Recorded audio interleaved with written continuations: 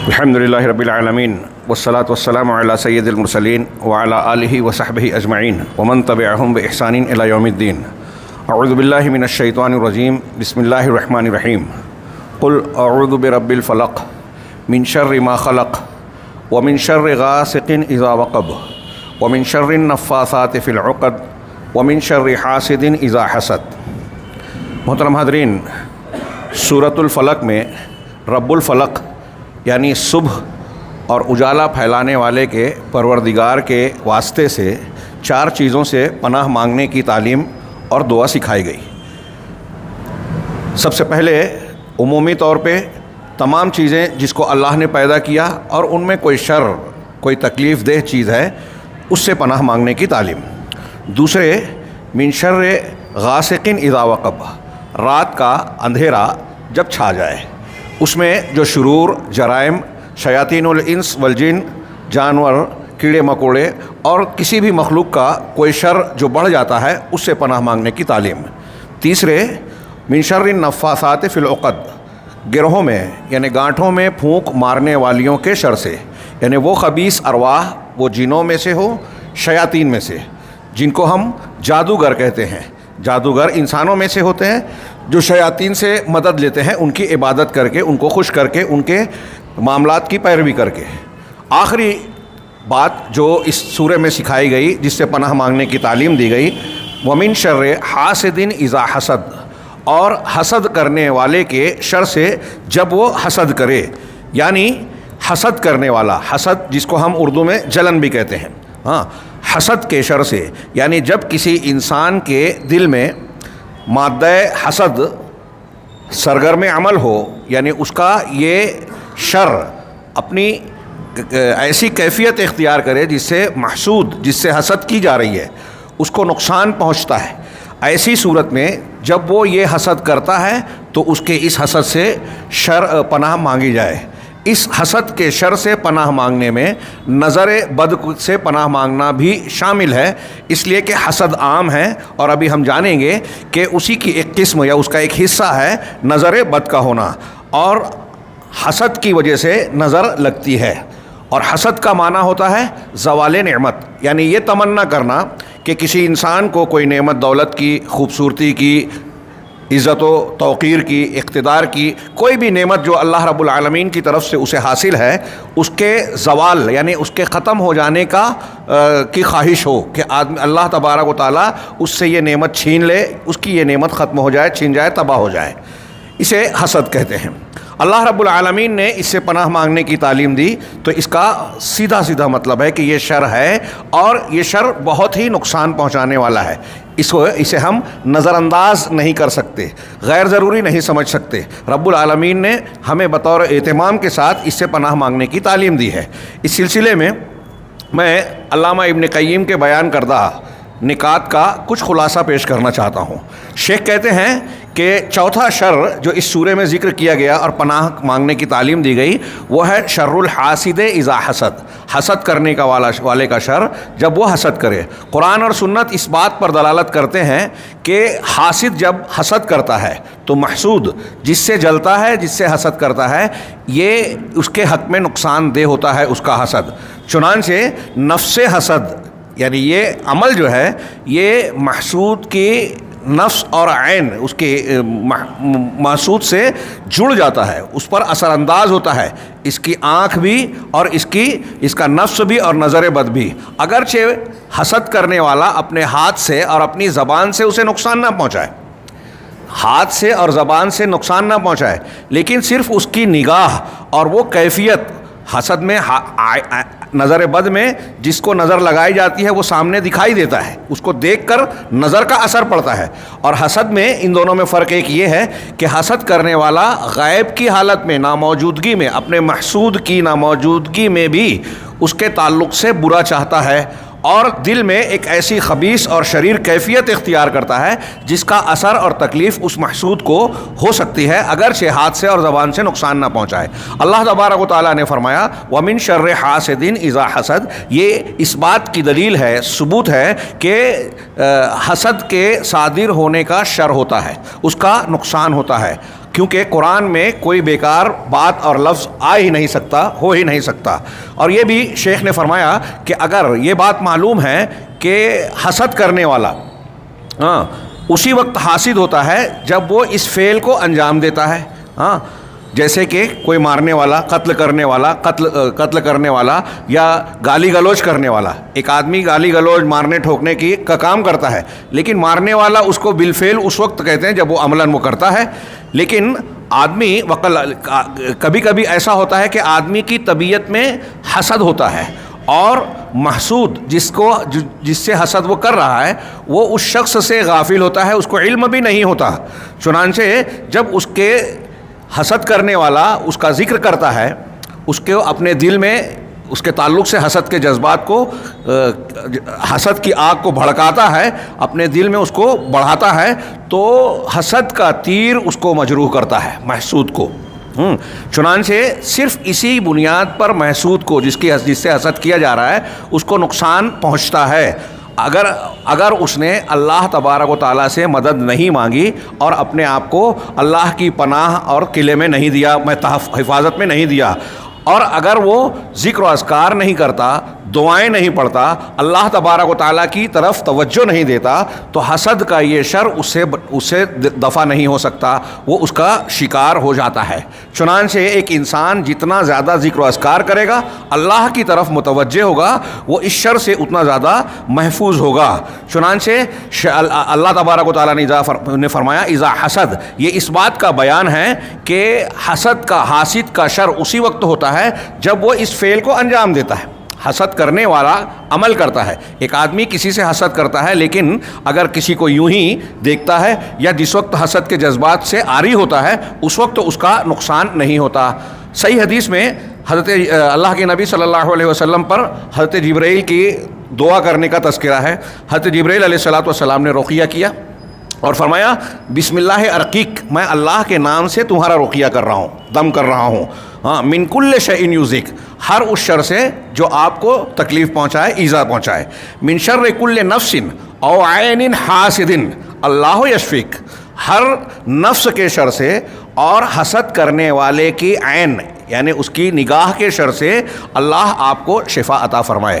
یہاں شیخ نے اس حدیث کو پیش کر کے یہ استدلال کیا کہ دیکھیے اس حضرت جبرائیل کی اس دعا میں عین حاسد کا لفظ ہے، حسد کرنے والے کی نگاہ، اس کا مطلب حسد کرنے والے کی نگاہ کا اثر بھی ہوتا ہے، اور کبھی کبھی حسد کرنے والا بغیر دیکھے بھی اثر انداز ہوتا ہے۔ اور یہ بھی ہوتا ہے کہ جب حسد کرنے والا حسد کی نگاہ سے دیکھتا ہے تب نقصان ہوتا ہے، لیکن اگر وہ کسی چیز کو یوں ہی دیکھے لاپرواہی سے، بغیر حسد کے جذبات سے، تو اس کا کوئی اثر نہیں ہوگا۔ جیسے ایک آدمی مناظر کو دیکھتا ہے، سورج، چاند، ستارے، پیڑ پودے، پہاڑ کو دیکھتا ہے تو اس پر ایسے ہی یوں ہی نگاہ ڈالتا ہے، اس طرح وہ کسی کو دیکھے تو اس کا نقصان یا اثر نہیں ہوتا، شر اور اذیت والا معاملہ نہیں ہوتا۔ اس کے برخلاف جب وہ حسد کے جذبے سے سرشار ہوتا ہے، یعنی ڈوبا ہوا ہوتا ہے، اور اس خاص کیفیت میں جب کسی کو دیکھتا ہے تو اس کی نگاہ میں ایک بری تاثیر اور خباثت پائی جاتی ہے، اس کے جذبات میں ایک خباثت پائی جاتی ہے اور اس کا اثر ہوتا ہے۔ بہت سارے لوگوں کو یہ بات سمجھ میں نہیں آتی، عقلی طور سے سمجھ میں نہیں آتی۔ علامہ ابن قیم کہتے ہیں کہ یہ نظر جو ہے نفس خبیثہ کے واسطے سے ہوتی ہے، اور پھر اس کی ایک مثال نصوص کے حوالے سے ہی بیان کی۔ اس کی مثال اس سانپ کی طرح ہے کہ جب سانپ کسی کو ڈستا ہے تو اس کا زہر کا اثر ہوتا ہے، لدیغ جو ڈسا ہوا آدمی ہے اس پر اثر انداز ہوتا ہے، کبھی کبھی اس کے ڈسنے کی یہ کیفیت بہت شدید ہوتی ہے، اور اس سانپ کے اس زہریلے پن کی تاثیر بڑی شدید ہوتی ہے، اور یہ صرف ڈسے بغیر دیکھنے سے، مجرد نگاہ سے ہی اس کو اپنے جو اس کا شکار ہوتا ہے سانپ کا، اس پر اثر انداز ہوتی ہے۔ آگے میں تھوڑا شاید جملہ جوڑ دیا، ایک یہ کہ سانپ کے ڈسنے سے ایک نقصان ہوتا ہے، ایک یہ کہ بغیر ڈسے ہوئے کبھی کبھی کچھ سانپ ایسے ہوتے ہیں کہ صرف ان کی نگاہ سے جس کو وہ دیکھتے ہیں اس پر اثر انداز ہوتے ہیں۔ چنانچہ جس کو وہ دیکھتا ہے سانپ، اس کی نگاہ آنکھ چلی جاتی ہے، بینائی متاثر ہو جاتی ہے، یا پھر اگر عورت حاملہ عورت ہے تو اس کا حمل گرا دیتی ہے. جیسا کہ نبی صلی اللہ علیہ وسلم نے بخاری مسلم وغیرہ میں حدیثیں موجود ہے مختلف الفاظ سے، اس میں فرمایا کہ اقتلوہما، ابتر اور ذو الطفیتین، یہ دو سانپوں کا ذکر کیا. آپ نے ایک عمومی حکم پتہ بیان کیا کہ اگر گھر میں کسی کے سانپ نکل آئے تو وہ اس کو 3 مرتبہ کہے کہ کوئی اور مخلوق ہے تو چلا جا. ہاں، ایک مرتبہ کہنے سے چلا گیا، دوسرے دن پھر نظر آیا، پھر ایک مرتبہ کہنے سے چلا گیا، تیسرے دن پھر نظر آیا، پھر چلا گیا، چوتھے دن نظر آیا، مار دو. 3 دن کا بھی لفظ ہے، 3 مرتبہ کا بھی لفظ ہے. تو 3 مرتبہ کہنے پہ وہ چلا جائے، مار دو. یہ عام سانپوں کے تعلق سے آپ نے حکم دیا، لیکن آپ نے اس حکم سے مستثنیٰ کیا 2 قسم کے سانپ کو. ایک کو ابتر کہا جاتا ہے عربی میں، بترا مانے کٹنا. ابتر وہ سانپ جو دم کٹا ہوا ہو. ہاں، آپ لغت میں دیکھیں گے مصباح اللغات وغیرہ میں تو کٹا ہوا، دم کٹا ہوا سانپ، اور من الحیات کہتے ہیں کہ ایک چھوٹا اور زہریلا سانپ. وہ سانپ جو سکڑتا ہے بہت پھرتیلا ہوتا ہے اور انتہائی خبیث اور شریر ہوتا ہے، اس کو ابتر کہتے ہیں. بعض لوگ کہتے ہیں کہ یہ اتنا شریر ہوتا ہے کہ دوسرے سانپوں کا معاملہ یہ ہوتا ہے کہ آہٹ پا کے کسی کے آنے جانے سے وہ بھاگنے کی کوشش کریں گے، لیکن یہ سانپ کسی کے آنے پر اس کی طرف تعاقب کر کے اس پر حملہ کرنے کی، ڈسنے کی کوشش کرتا ہے. بہرحال یہ ابتر اور دوسرا ذو الطفیتین.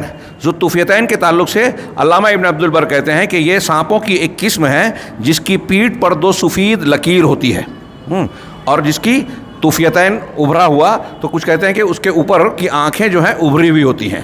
مصباح اللغات میں طفیون کا معنی دیا ہے خبیث قسم کا ایک سانپ.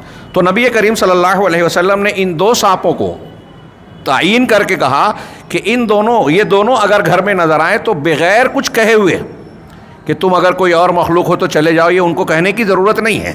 بغیر کہے ہوئے اقتلوہما، ان دونوں کو مار دو، قتل کر دو. کیوں؟ فإنہما یطمسان البصر ویسقطان او یسقطان الحبل، اس لیے کہ یہ دونوں سانپ ایسے ہیں جو بینائی کو مٹا دیتے ہیں، ختم کر دیتے ہیں، اور حمل کو گرا دیتے ہیں.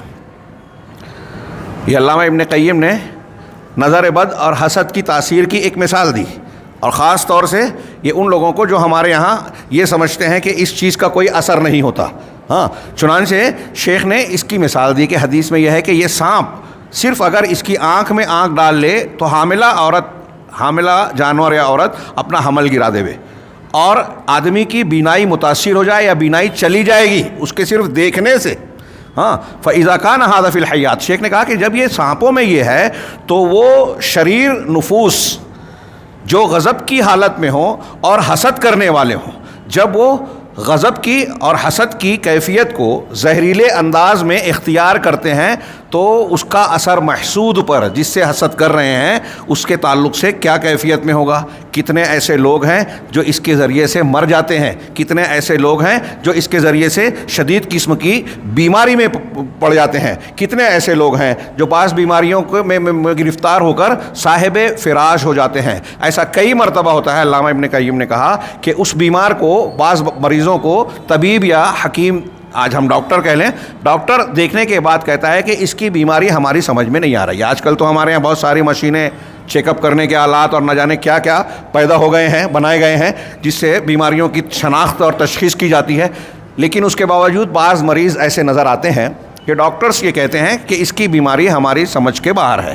یہ بعض مرتبہ جسمانی بیماریوں میں بھی ہو سکتا ہے، لیکن روحانی امراض اگر ہیں تو وہاں عام طور سے جو جسمانی اور مادی بنیاد پر علاج معالجہ کرنے والے اطباء ہیں، ڈاکٹرز ہیں، وہ یہی کہتے ہیں کہ اس کی بیماری ہماری سمجھ میں نہیں آ رہی ہے. اگر وہ غلط فہمی سے کسی بیماری کو سمجھ کر علاج کرتا ہے تو کوئی افاقہ اور فائدہ ہوتا نظر نہیں آتا. چنانچہ ڈاکٹر جب یہ کہتا ہے تو وہ سچ کہتا ہے. ہاں، کیوں؟ اس لیے کہ حسد کا شر، نظر بد کا اثر جب کسی انسان کو پڑتا ہے تو اس وقت یہ طبعی طور سے جو ہمارا جسم ہے، مادی ڈھانچہ ہے، گوشت پوش کا لوتھڑا ہے، اس کے علم کی بنیاد پر وہ سبب معلوم نہیں ہوتا. ہاں، یہ ارواح کے علم، اس کی صفات اور کیفیات سے تعلق رکھتا ہے، اور ارواح کا جو معاملہ ہوتا ہے جسم اور طبیعتوں پر جو اس کے اثرات اور انفعالات ہوتے ہیں، یہ اس کا حصہ ہے. ہاں، اسے صرف وہی لوگ سمجھ پاتے ہیں جو خواص ہیں، عام انسان جو صرف مادی اور جسمانی علوم کے حامل ہیں وہ اس حقیقت سے لا علم ہوتے ہیں، محجوب ہوتے ہیں، اور یہی وجہ ہے کہ ایسے بہت سارے لوگ نظر بد یا اس قسم کی روحانی چیزوں سے متعلق لا علم ہونے کی بنیاد پر اس کا انکار کر دیتے ہیں اور کہتے ہیں کہ یہ کوئی چیز نہیں ہے، ہم نہیں مانتے، اس لیے کہ ان کے اعتبار سے سائنسی بنیاد پر یا ریسرچ سینٹرز پر اس کو ثابت نہیں کیا جاتا جیسے مادے کا یہ اثر ہے، فلاں چیز کو ملانے سے کھانے سے یہ ہوتا ہے، اس سے بخار اترتا ہے، اس سے سر درد زائل ہوتا ہے وغیرہ وغیرہ، یہ فلاں مادے سے فلاں چیز کا دفاع ہوتا ہے۔ یہ جسمانی اور مادی چیز چونکہ ان کے سامنے نہیں ہوتی، اس لیے وہ ایسی روحانی چیزوں کو جو ہے نظر انداز کر دیتے ہیں اور اس کا انکار کر دیتے ہیں۔ شیخ نے اس پر تھوڑی سی لمبی بحث کی، لیکن تھوڑا روحانی قسم کی گفتگو ہے، فلسفیانہ انداز لگتا ہے۔ میں اپنے الفاظ میں اسے کہوں، شیخ نے کہا کہ جو عالم دنیا کے حالات کا جائزہ لے اور لطیف چیزوں پر غور کرے تو دیکھے گا کہ ارواح کے بھی کچھ نہ کچھ حقائق ہیں، کچھ نہ کچھ کیا ایک زندہ حقیقت ہے، اور اس کی بھی کچھ نہ کچھ تاثیرات ہیں، اور جسم میں انسان کے ظاہری ڈھانچوں میں ان ارواح کا بہت زبردست اثر ہوتا ہے۔ اس کی تفصیل میں نہ جاتے ہوئے شیخ نے آگے جو مثال دی کہ ایک دم موٹی سی چیز جو ہر شخص دیکھتا ہے کہ ایک آدمی کے جسم سے جب روح نکل جاتی ہے اور وہ مر جاتا ہے تو آپ غور کیجئے کہ وہ انسان صرف لکڑی کے ایک ٹکڑے یا گوشت کے لوتھڑے کی طرح ہو جاتا ہے۔ ابھی جو میں بات کر رہا ہوں آپ سن رہے ہیں، بہت ساری باتیں جانتے ہیں، حرکت و سکنات کر سکتے ہیں، لیکن روح کے نکل جانے کے بعد یہ ساری چیزیں غائب ہو جاتی ہیں۔ میں آپ سے بات کر رہا ہوں، آپ میری بات سن رہے ہیں، یہ کس بنیاد پر؟ ہمارے جسم کے اندر ہمارے ڈھانچے میں وہ روح موجود ہے تو ہم یہ ساری چیزیں کر رہے ہیں۔ صرف یہ روح نکل جائے تو ہمارا یہ جسم اپنا پورا کا پورا وجود رکھتے ہوئے بھی یہ علوم و معارف سے گم ہو جائے گا۔ دیکھنا، سننا، جواب دینا، کوئی حرکت کرنا، یہ ساری چیزیں غائب ہو جاتی ہے۔ اس سے پتہ چلا کہ ہمارا جو جسمانی وجود ہے، یہ جسم کثیف میں کچھ لطیف چیزیں موجود ہے، وہ وہی روح ہے، اور جب وہ لطیف چیز باہر نکل جاتی ہے تو پھر انسان پورا کا پورا انسان نہیں رہ جاتا۔ یہ بالکل واضح چیز ہے۔ اب یہیں ایک بات یہ نکلتی ہے کہ جب روح کی حقیقت ہے اور اس کے بغیر انسان کا وجود ادھورا ہے، تو انسان کا جسمانی معاملات جب ہم جانتے ہیں تو روحانی معاملات کے بھی اثرات یقیناً ہیں۔ جسمانی امور کو ہم تجربے سے، سائنس سے، تحقیقات کے ذریعے سے معلوم کر سکتے ہیں، لیکن روحانی اسباب کے صحیح چیزوں کو معلوم کرنے کا ذریعہ کیا ہے؟ تو وہ ہے قرآن، حدیث، اللہ تبارک و تعالیٰ کی وحی۔ بہت اچھی طرح سمجھیں۔ ایک طرف میں یہ کہہ رہا ہوں کہ روح موجود ہے اور روحانی تاثیرات، انفعالات، صفات اور حقائق موجود ہیں، اس کے اثرات ہوتے ہیں جو دکھائی نہیں دیتے، تجربات میں نہیں آتے، اس کی حقیقت ہے۔ لیکن ایک طرف یہ بھی حقیقت ہے، دوسری طرف یہ بھی ہے کہ ان کو سہارا بنا کے بہت سارے لوگ غلط باتوں کو ثابت کرنے کی کوشش کرتے ہیں، وہ چیزیں جو ثابت ہی نہیں ہیں، جس کی شرعی طور سے کوئی بنیاد بھی نہیں ہے، تجرباتی اور مشاہداتی طور پر بھی کوئی بنیاد نہیں ہے۔ چنانچہ دھوکہ دینے والے، جادو ٹونا اور نہ جانے کون کون سی اس قسم کی غیبیات کے جاننے کا دعویٰ کرنے والے لوگوں کو دھوکہ دیتے ہیں، اور پھر یہیں سے ایمان کا سودا اور دھندا شروع ہو جاتا ہے۔ تو وہ بھی سامنے رہے، اور یہ بات دھیان رہے کہ ان امور میں جو غیبیات سے متعلق ہیں یا روحانیات کا معاملہ پورا کا پورا غیب نہیں ہے۔ کچھ چیزیں ہم کو بتائی گئی ہیں یا ہم سمجھتے ہیں، جیسے ابھی میں نے کہا کہ آدمی کی روح نکل گئی تو مر گیا، یہ سارے لوگ سمجھتے ہیں، جانتے ہیں، لیکن روح کی کیفیت اور حقیقت کو ہم نہیں جانتے۔ قرآن میں بھی ہے، اللہ کے رسول نے جب روح کے متعلق سوال کیا گیا تو اللہ نے فرمایا یسألونک عن الروح قل الروح من امر ربی وما اوتیتم من العلم الا قلیلا، کہ آپ سے روح کے بارے میں سوال کرتے ہیں، آپ کہہ دیجئے کہ روح کا معاملہ میرے پروردگار کے امر کا حصہ ہے، حکم کا حصہ ہے۔ اور اللہ نے ارشاد فرمایا کہ روح میرے رب کا امر ہے۔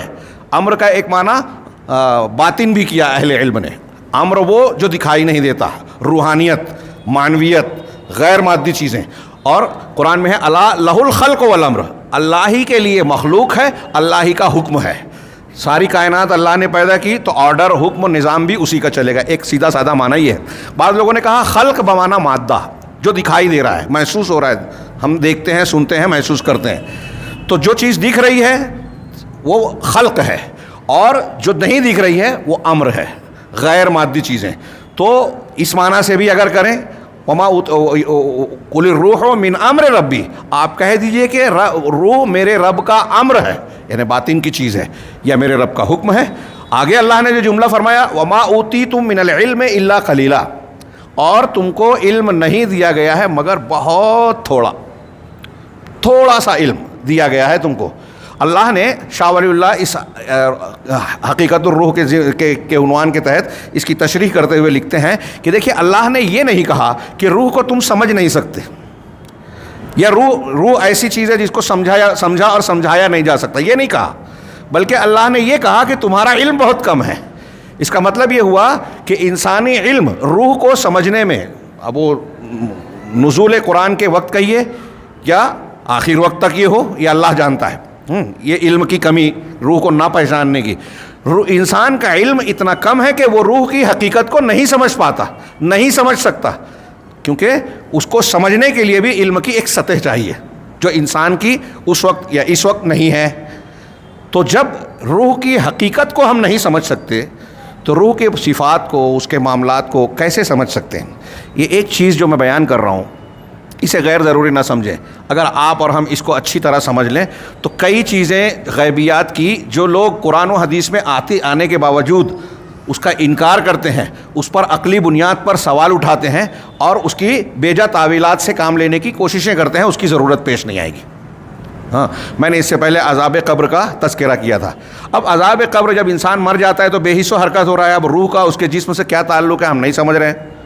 ہاں، اہل علم نے بیان کیا، ہاں، تو اس میں اہل علم نے کئی مثالیں دی، جس میں سے ایک یہ بھی دی کہ جب آپ کے سامنے کوئی آدمی سویا ہوا ہے، نیند کی حالت میں وہ خواب دیکھ رہا ہے، خواب کی حالت میں وہ ڈر رہا ہے، چیخ رہا ہے، چلا رہا ہے، بھاگ رہا ہے، آپ بغل میں بیٹھے ہوئے ہیں، اسے دیکھ رہے ہیں، آپ کی نگاہ اس پر پڑتی ہے، آپ کو وہ سائلنس اور سیدھا سادہ نظر آ رہا ہے، لیکن حالت خواب میں وہ خوف زدہ ہے، دہشت زدہ ہے، دوڑ بھاگ رہا ہے، چیخ چلا رہا ہے۔ اس کیفیت کا آپ کو وہاں بیٹھنے کے باوجود علم نہیں ہوتا۔ یہ ہم لوگ دیکھتے ہیں، سمجھتے ہیں، ہمارے اوپر خود گزرتی ہے کہ ہم ہمارے بازو میں ہمارا بھائی یا کوئی سویا ہوا ہے، ہم خواب دیکھ کر اچانک ڈر کے جاگتے ہیں اور دیکھتے ہیں کہ بازو میں ہمارا جو شخص سویا ہوا ہے وہ آرام سے نیند لے رہا ہے، اس کو ہماری اس کیفیت کا معمولی سا بھی احساس نہیں ہوتا۔ کتنی سادی اور واضح بات ہے یہ، ہر انسان تقریباً، شاید ہی کوئی ہو جو جس کو اس کا تجربہ نہ ہوا ہو۔ اب جب نیند کی حالت میں ہماری جو کیفیت ہوتی ہے اور جاگنے والا شخص اس کو نہیں سمجھ پاتا تو موت تو نیند سے بڑی چیز ہے۔ موت کی حالت میں لاش کے ساتھ اگر کوئی اس قسم کی بات ہو رہی ہے، اسے عذاب ہو رہا ہے یا اس کو نعمت اور لذت محسوس ہو رہی ہے، تو جاگنے والا یا زندہ انسان اس کو دیکھ کر کیسے کہہ سکتا ہے کہ اس پر یہ کیفیت نہیں ہے، یا کیا کیفیت سے وہ دو چار ہے؟ ہاں، تو میں یہ عرض کرنا چاہتا ہوں اس مثال کے ذریعے سے کہ یہ روحانی امور کا معاملہ ہمارے بیان سے یا بعض مرتبہ ہماری سمجھ سے باہر ہوتا ہے، اور اس کے بارے میں صحیح علم ہونا اور جاننا، یہ اس کی بنیاد حقیقت میں وحی الہی پر ہے جو انبیاء کرام علیہم الصلاۃ والسلام کے ذریعے سے ہم تک پہنچتی ہے۔ اور نبی کو نبی کہتے ہیں، میں نے اس سے پہلے بارہا ذکر کیا کہ نبی کا لغوی معنی ہوتا ہے خبر دینے، نبا مانے خبر، عما یتساءلون عن النبأ العظیم، سورہ نبا ہے نا، یعنی خبر، نبا مانے خبر، اور نبی نبا سے ہی بنا ہے، یعنی خبر دینے والا۔ نبی کون سی خبر دیتے ہیں؟ دنیا کے امور کی، اس ملک اور اس ملک کی، حالات و واقعات کی نہیں، غیبیات کی خبر بیسیکلی بنیادی طور سے دیتے ہیں۔ اللہ رب العالمین کے احکام اور وہ چیزیں، شریعت اور شرعی احکام کی، عقائد و احکام کی وہ چیزیں جو اللہ کی طرف سے بندوں کی طرف اتاری گئی ہے اور بندوں کے لیے بطور شریعت اس کا ماننا ضروری ہے زندگی گزارنے کی ہدایت کے طور پر، تو انبیاء کرام اسی کی خبر دیتے ہیں۔ اب اس تناظر میں اگر دیکھا جائے تو انبیاء جو غیب بتاتے ہیں، جس غیب کی خبر دینے کے لیے نبی آئے ہیں اور وحی الہی کی بنیاد پر وہ دنیا کو خبریں دے رہے ہیں کہ اللہ کی ذات ایسی ہے، اس کی صفات ایسی ہے، جنت ہے، جہنم ہے، مرنے کے بعد یہ ہوگا، میدان محشر میں یہ معاملات ہوں گے، یہ ساری باتیں غیب کی ہیں، اور وہ کہاں سے بتا رہے ہیں؟ وحی الہی سے۔ یہ باتیں اللہ کے انبیاء برحق کے علاوہ کوئی آدمی، دنیا کا کوئی انسان اپنے تجربے سے، مشاہدے سے، خواب سے، کشف سے نہیں بتا سکتا۔ اس کی بنیاد صرف اور صرف وحی الہی پر ہوتی ہے۔ ہاں، اور نبی کی یہ خبریں وہاں سے شروع ہوتی ہے جہاں سے انسان کے جاننے کے اسباب ختم ہوتے ہیں۔ ان غیبیات کو جاننے کا ہمارے پاس کوئی ذریعہ سبب دنیاوی اعتبار سے نہیں ہے، جیسے ہم سائنس کو، میڈیکل کو، فلکیات کو مادوں کے خواص کو تجربہ کر کے جانتے ہیں، سمجھتے ہیں، ریسرچ اور تحقیق کر سکتے ہیں، ایسے غیب کے بارے میں ریسرچ اور تحقیق کر کے صحیح معلومات حاصل نہیں کر سکتے۔ یہ کون دے گا؟ جو غیب کو جاننے والا ہے۔ وہ کون ہے؟ اللہ کی ذات۔ اور اللہ نے اپنے رسول کو جو غیب بتایا، اللہ جاننے والا ہے، اللہ بیان کرنے والا ہے۔ اللہ کے بیان میں، رسول کے بیان میں کوئی کمزوری خامی نہیں ہے کہ بیان کرنا کچھ چاہیں اور بیان کچھ اور کر دیں۔ اور اللہ رب العالمین سے سچا کوئی ہو ہی نہیں سکتا، لہٰذا وہ کوئی غلط بات نہیں بیان کر سکتا۔ یہ جو میں 3 صفات بیان کیا کسی خبر کو قبول کرنے کے لیے، یہ قرآن میں اللہ رب العالمین نے بیان کی۔ سبحان ربک رب العزت عما یصفون وسلام علی المرسلین والحمد للہ رب العالمین۔ اللہ کے بارے میں مشرکین، کفار، آج ہمارے یہاں بہت سارے مذاہب پائے جاتے ہیں، عیسائیت ہے، یہودیت ہے، جین مت ہے، بدھ مت ہے، ہندو مت ہے، اور نہ جانے کون کون، سب اپنے اپنے طور پر کچھ الہہ کو مانتے ہیں، معبودوں کو مانتے ہیں۔ ان کے یہاں معبودوں کے تعلق سے تصور کی کچھ اپنی اپنی بنیادیں اور اصول ہیں۔ یہ اصول انسانوں کے بنائے ہوئے ہیں۔ اللہ رب العالمین نے نزول قرآن کے وقت انسانوں کے بنائے وہ اصول جو اللہ کے بارے میں اور غیبیات کے بارے میں کچھ بیان کرتے ہیں، ان کا رد کیا اور کہا سبحان ربک، تمہارا پروردگار پاک ہے، رب العزہ، جو عزت والا، غلبے والا پروردگار ہے۔ عما یصفون، کس چیز سے پاک ہے؟ ان صفات سے پاک ہے جو لوگ اس کے بارے میں بیان کرتے ہیں۔ انسان اپنے ذہن و دماغ سے اللہ کے بارے میں جو بیان کر رہے ہیں، اللہ کہہ رہا ہے کہ وہ صحیح نہیں ہے، اللہ اس سے برتر ہے، پاک ہے۔ کتنی پیاری بات ہے، بہت غور سے سنیے۔ اللہ اس سے پاک ہے جو اللہ کے بارے میں لوگ بیان کرتے ہیں۔ اللہ ویسا نہیں ہے جیسے لوگ بتاتے ہیں۔ کیسا ہے اللہ؟ وسلام علی المرسلین، ہاں رسولوں پر سلامتی ہے۔ کیوں سلامتی ہے؟ اس لیے کہ رسول جو بیان کرتے ہیں اس میں کوئی نقص، کوئی خامی، کوئی غلطی ہونے کا سوال نہیں، وہ سلامت ہے غلطی سے۔ غلطی سے سلامتی ہونے کی وجہ سے رسول سلامتی کے لائق ہے، سالم ہے، وہ محفوظ ہیں۔ رسولوں کی بات اللہ کے بارے میں مانی جائے گی، رسولوں کی بات غیبیات کے بارے میں۔ یہ قرآن کی آیت ایک دلیل ہے بہت ساری دلیلوں میں سے، کہ ہم غیب کہاں سے لیں گے؟ روحانی باتیں، غیب کی باتیں، مرنے کے بعد کی باتیں، اللہ کے اسماء و صفات کی باتیں کہاں سے لیں گے؟ کسی کے دماغ سے اچھلنے والی کوئی اپج نہیں، کوئی خود ساختہ اصول کی بنیاد پر نہیں، بلکہ اللہ رب العالمین نے اپنے رسولوں کے ذریعے سے جو کچھ بتایا ہے، اور رسول نے جو بتایا ہے، رسول بھی اللہ کی طرف سے بھیجے ہوئے ہیں، اس لیے وہ سچے ہیں۔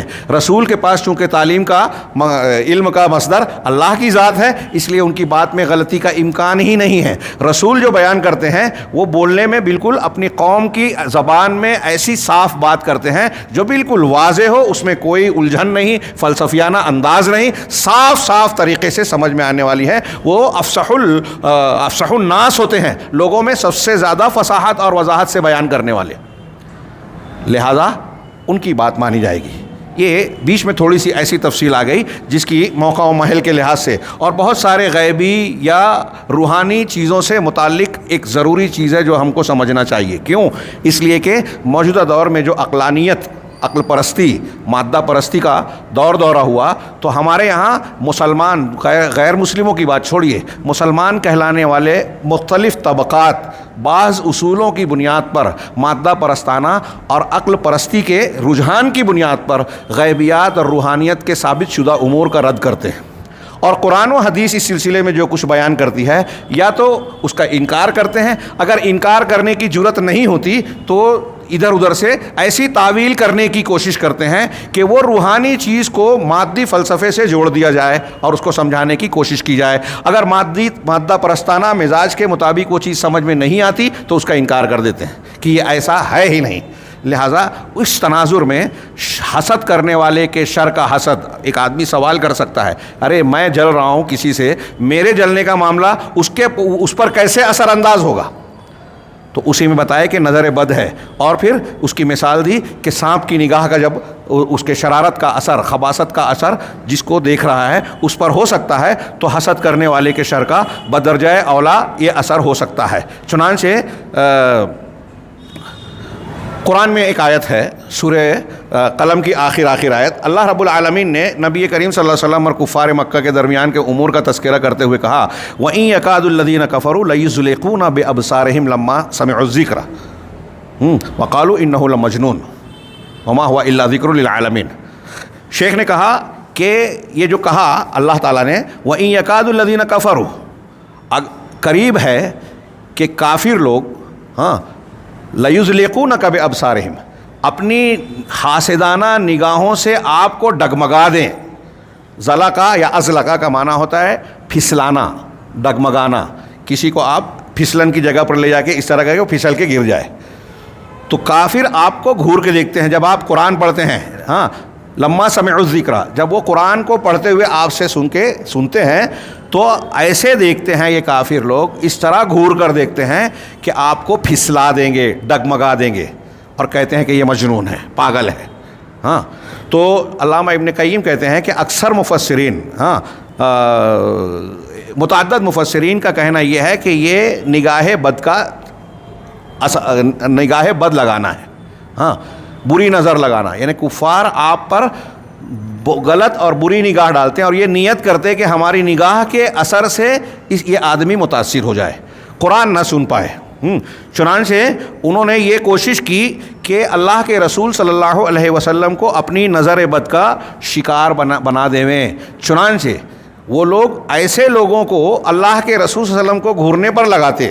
اس تفسیر کے مطابق شیخ کہہ رہے ہیں، اور دوسری تفسیر بھی کی گئی ہے کہ وہ اس طرح دیکھتے گھورتے کہ آپ کو مروب کر دیویں، تاکہ آپ ایسا بیان کرنے سے، جیسے ہے نا کوئی آپ کو یہ بیان کر رہے ہیں تو گھور کر دیکھتا ہے آدمی کہ یہ کام مت کرو، دیکھنے والا سمجھ جائے کہ میری اس بات سے سامنے والا غصہ ہو رہا ہے. تو کچھ لوگوں نے یہ معنی کیا اور بہت سے مفسرین نے یہ کیا جو شیخ بیان کر رہے ہیں کہ نظر بد کا ہے، اور یہ معنی لینے میں کوئی غلطی نہیں ہے. آگے اس کی وضاحت بعض اہل علم کے حوالے سے کی. وہ کہتے ہیں کہ ہم نے وہ نظر بد کے بری نگاہ والوں کو کفار مکہ لگاتے تھے کہ اللہ کے رسول صلی اللہ علیہ وسلم پر نظر بد لگائیں، اور کہتے تھے کہ اس کے جیسا پڑھنے والا اور اس کے جیسی حجت و دلیل ہم نے نہیں دیکھی.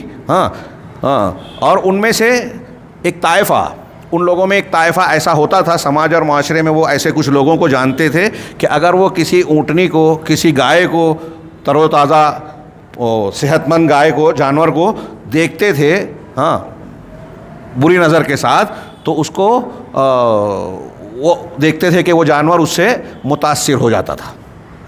اور کہتے تھے کہ بری نظر ڈال کے خادم سے کہتے کہ یہ پیسہ لو، ابھی وہ کٹے گا جانور، اس کا گوشت خرید کے لے آنا.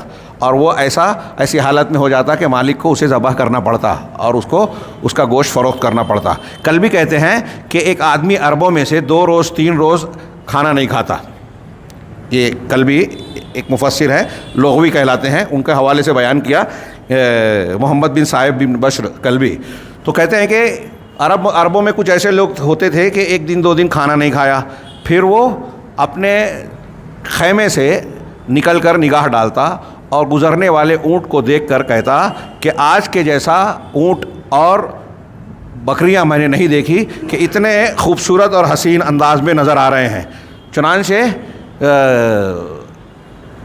کچھ وقت گزرتا کہ جس اونٹ کو دیکھ کر وہ یہ بات کہتا یا جس بکری کو دیکھ کر کہتا، وہ بکری گر پڑتی اور بیمار پڑ جاتی.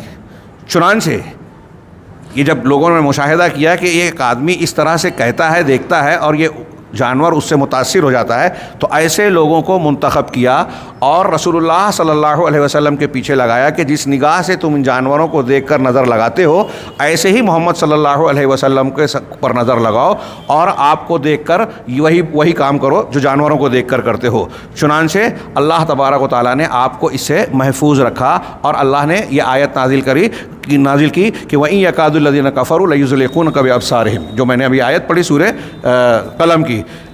دوسرا ایک گروہ کہتا ہے جس میں ابن قتیبہ بھی ہیں کہ یہاں اس آیت سے مراد نظر بد کا لگانا نہیں ہے، جیسا کہ ایک نظر بد لگانے والا اپنی آنکھ سے نظر لگاتا ہے اس چیز کو جس کو وہ پسند کرتا ہے. کیونکہ نظر بد عام طور سے اس کی لگتی ہے کہ کوئی چیز اچھی لگے، جیسے بچوں کو دیکھ کر بہت پسند کیا کسی لڑکی نے، لڑکے نے، مرد اور عورت نے، اور ماشاء اللہ نہیں کہا، بارک اللہ نہیں کہا، جیسا کہ حکم ہے کہ آپ کو کوئی چیز اگر اچھی لگے تو آپ بارک اللہ، ماشاء اللہ کہو، تاکہ آپ کی بری نظر کا اثر اس پر نہ پڑے. تو ایسے ہی کہہ رہے ہیں کہ اگر کوئی شخص کو پسند کرتا ہے، اب یہ اس لیے کہہ رہے ہیں ابن قتیبہ کہ کفار مکہ رسول اللہ صلی اللہ علیہ وسلم کو پسند نہیں کرتے تھے، بظاہر دشمنی رکھتے تھے. تو انہوں نے کہا کہ وہ اس طریقے سے دیکھتے تھے.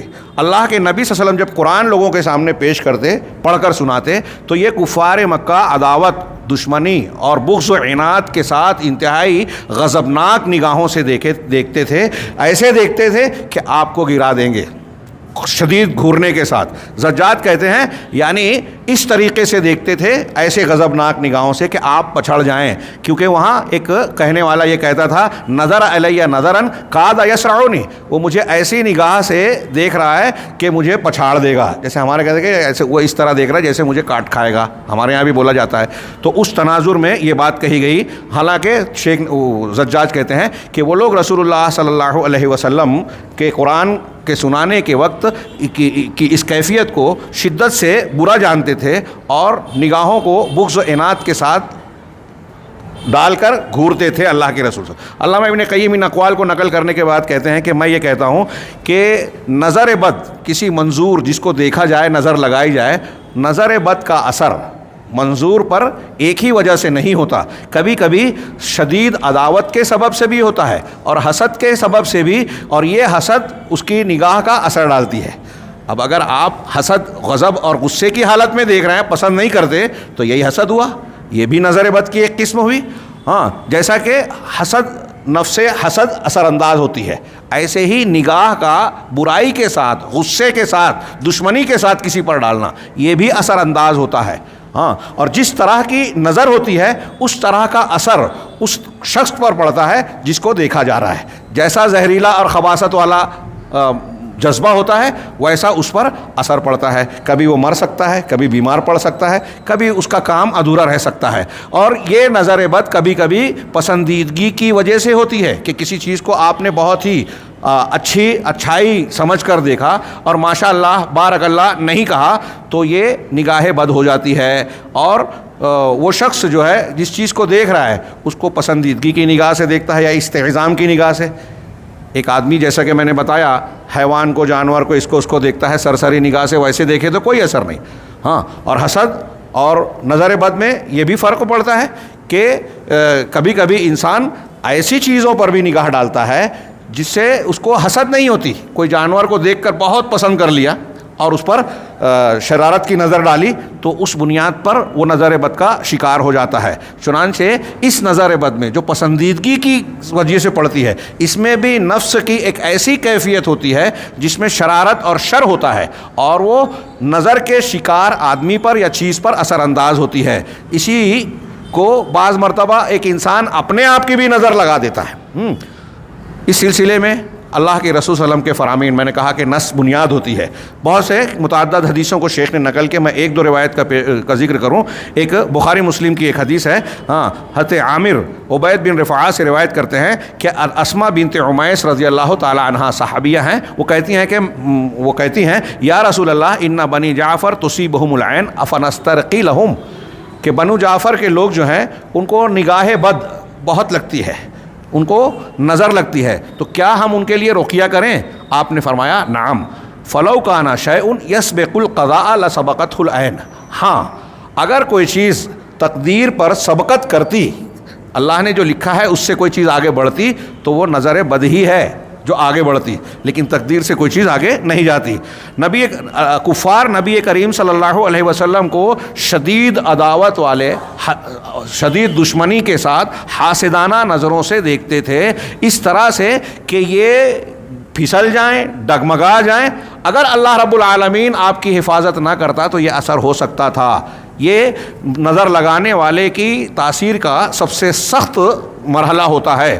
چنانچہ جو یہ کہتا ہے کہ انہو من الاصابۃ بالانعداء ھذا المعنی, اللہ کے رسول صلی اللہ علیہ وسلم نے بری نظر کے لگنے سے اسی معنی کو مراد لیا ہے. اور جو شخص یہ کہتا ہے کہ لیس بہ ارادہ ان نظرہم لم یکن نظر استحسان, کہ ان کی نظر لیس بہ, کہ آپ کو یہ نظر نہیں لگی, ان سے اس کا مقصد یہ ہے کہ استحسان اور پسندیدگی کی نگاہ سے وہ دیکھتے تھے. تو قرآن حق ہے اور اللہ اور رسول صلی اللہ علیہ وسلم نے جو باتیں بیان کی وہ صحیح ہے. یعنی توجیہ آپ جو بھی کریں, وہ لوگ نگاہ کے ذریعے سے نظر بد کو لگا کر اللہ کے نبی صلی اللہ علیہ وسلم کی دعوت کو متاثر کرنا چاہتے تھے. امام ترمذی نے روایت کیا ہے کہ ابو سعید کہتے ہیں کہ نبی صلی اللہ علیہ وسلم انسان کی نظر سے تعوذ کی تعلیم دیتے تھے یا تعوذ اختیار کرتے تھے, پناہ مانگتے تھے. چنانچہ اگر نظر بد کا اثر ہوتا ہی نہیں تو نبی کریم صلی اللہ علیہ وسلم یہ دعا مانگتے ہی نہیں.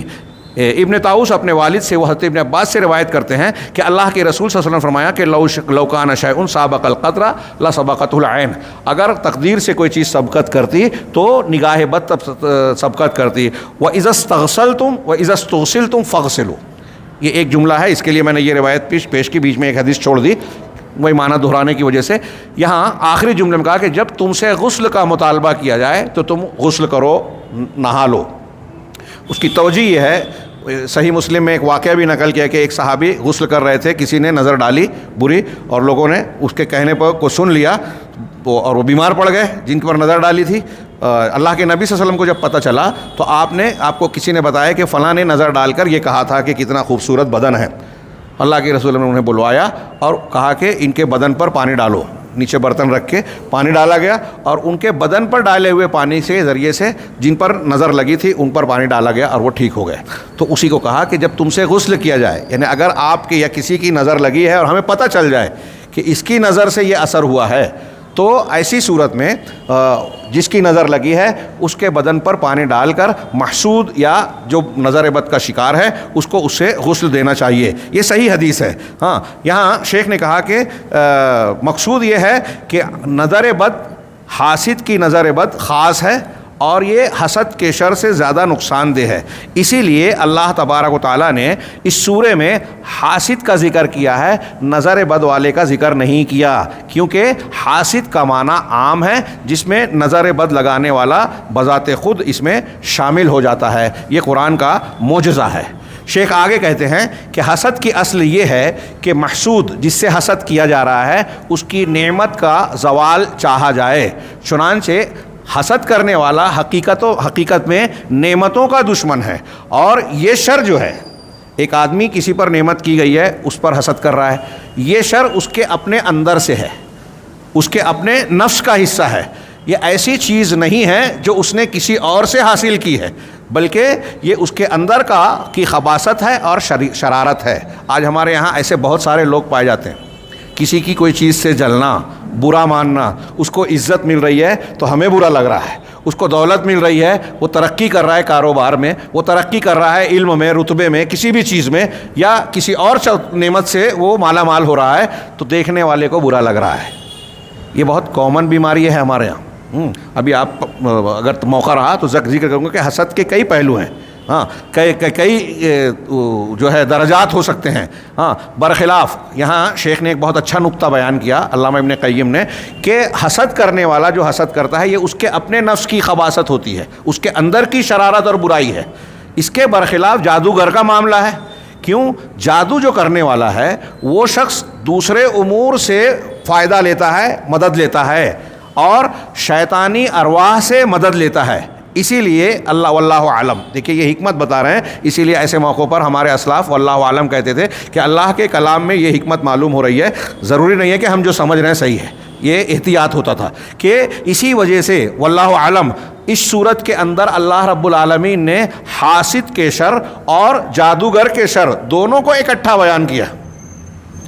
حاسد کا شر، حسد کرنے والا، نظر بد لگانے والا اندر سے اپنے اندر کے خباثت کا استعمال کرتا ہے، اور جو جادوگر ہوتا ہے وہ خارجی طور سے مدد لیتا ہے، شیاطین کی مدد، ارواح خبیثہ سے۔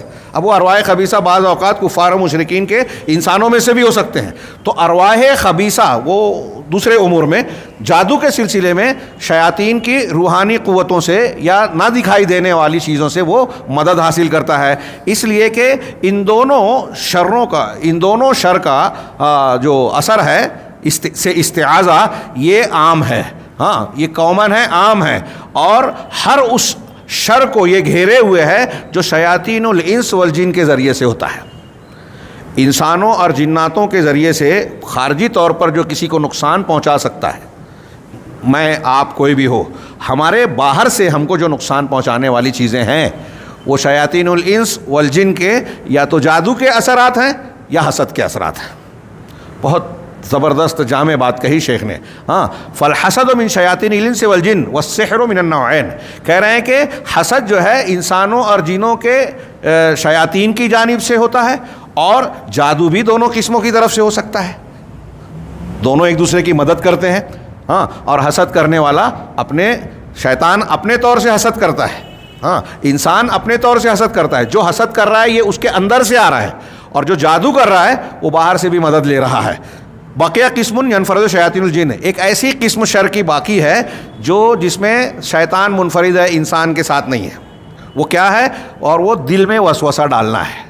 ہاں، اسی لیے اللہ تبارک و تعالیٰ نے اس شر کا تذکرہ اگلی صورت میں کیا ہے، قل اعوذ برب الناس ملک الناس، اس کو الگ صورت میں ذکر کیا، اور یہاں ان دونوں کو ایک صورت میں پہلے ہی ذکر کر دیا، جیسا کہ اس پر کلام آئے گا۔ چنانچہ حسد کرنے والا اور جادوگر، یہ دونوں محسود اور مسحور، محسود جس سے حسد کیا جائے، مسحور جس پر جادو کیا جائے، ان دونوں پر کو تکلیف دیتے ہیں اس انسان کے اپنے عمل کے بغیر۔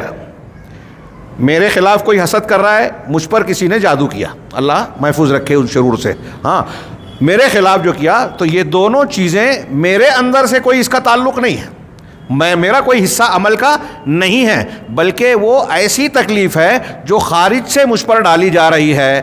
چنانچہ اس بنیاد پر بھی سورہ ناس اور سورہ فلق میں دونوں کو الگ الگ ذکر کیا گیا، کیونکہ آگے جو تفصیل بیان کی کہ جب انسان کو شیطان دل میں وسوسہ ڈالتا ہے تو صرف یہ وسوسہ ہی انسان کے لیے نقصان دہ نہیں ہوتا، اس وسوسے کو انسان جب عزم میں یا عمل میں تبدیل کرتا ہے، غور سے سنیے گا، دھیان دے کر، ہاں، شیطان ایک انسان کے دل میں وسوسہ ڈال رہا ہے، صرف وسوسہ آیا اور باہر نکل گیا، اس نے جھٹک دیا، نکال دیا اپنے دل و دماغ سے، تو وہ محفوظ ہے، اس کا کوئی گناہ نہیں ہے، کیونکہ اس میں کوئی دخل ہے ہی نہیں۔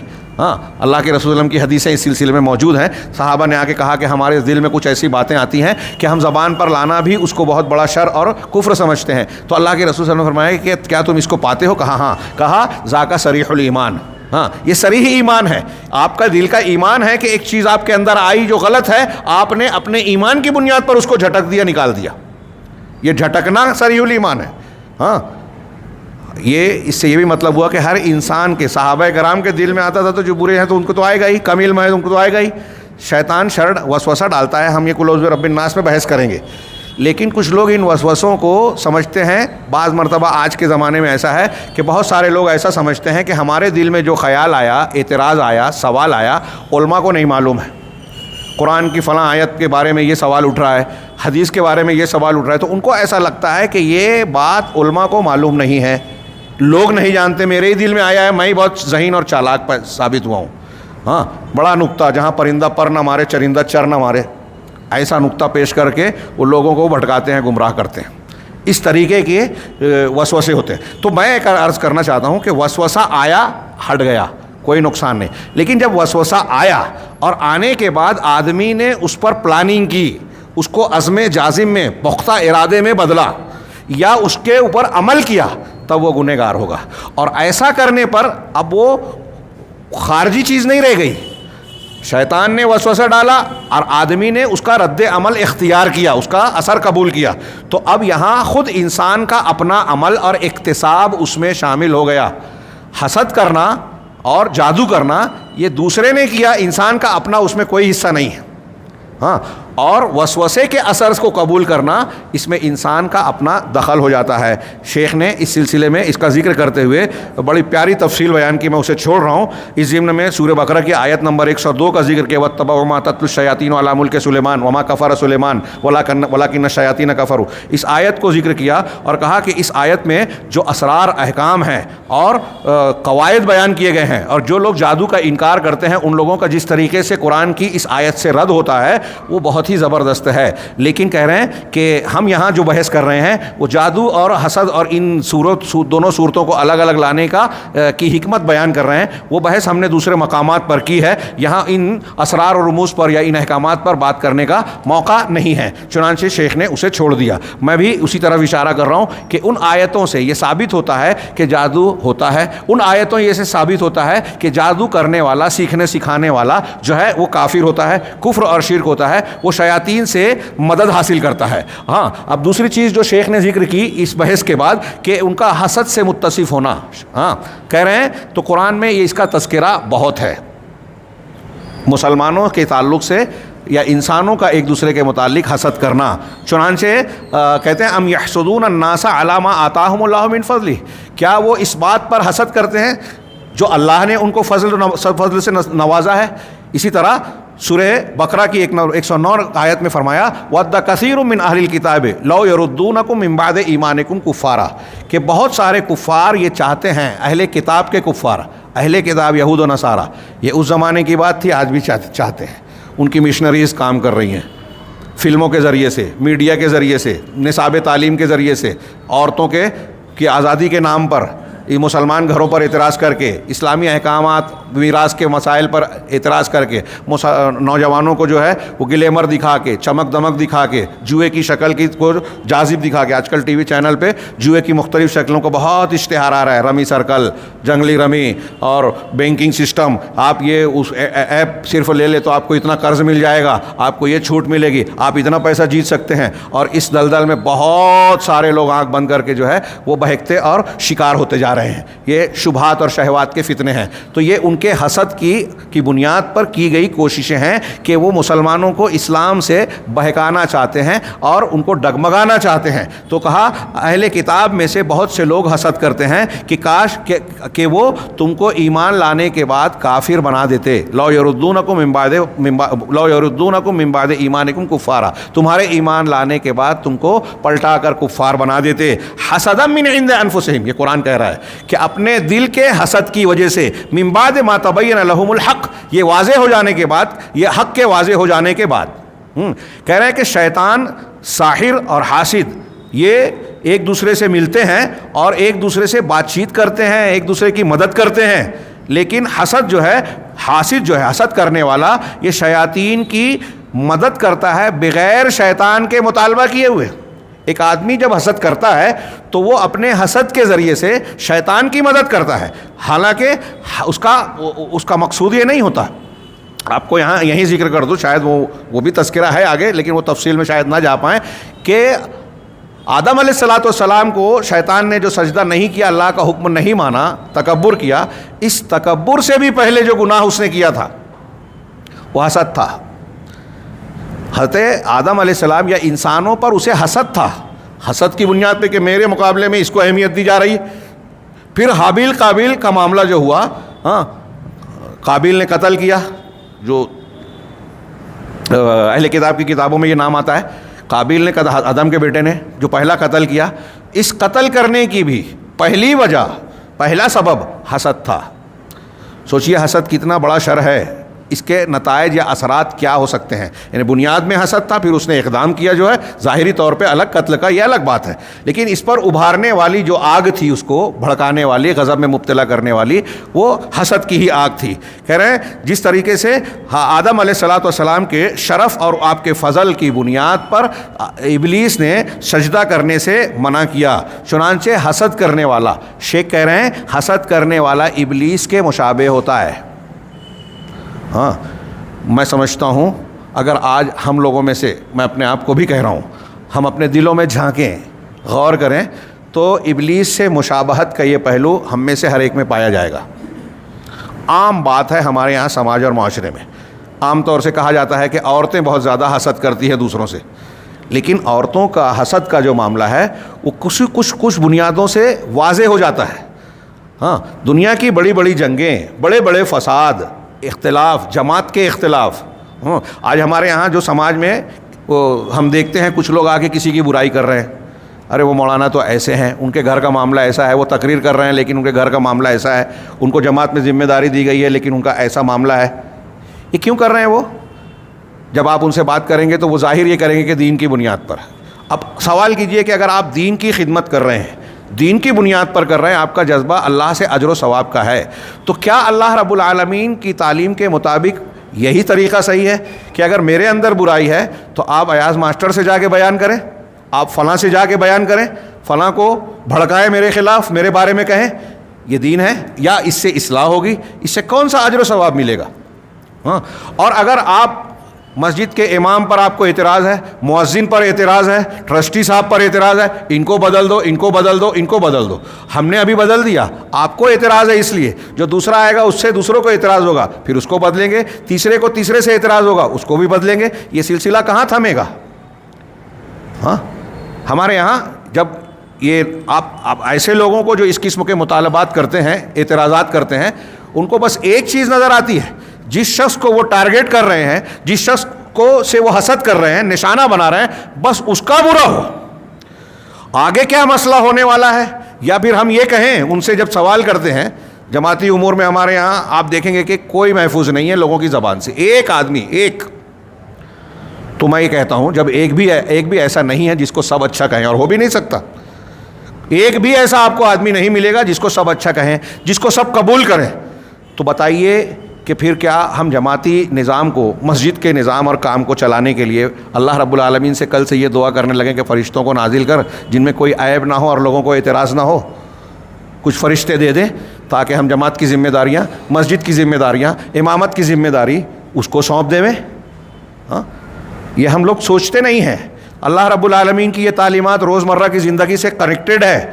ابھی میں بیان کر رہا ہوں، اور جو سنے گا یا جہاں جہاں یہ بات پہنچے گی، وہ ایسا نہیں ہے کہ یہ من شر حاسد اذا حسد پڑھا نہیں ہے، جانتا نہیں ہے، لیکن غور نہیں کرتے، مانتے نہیں ہیں. اپنی نفسانی خواہشات، اپنے جذبات اللہ رب العالمین کی تعلیم اور حکم پر غالب ہے.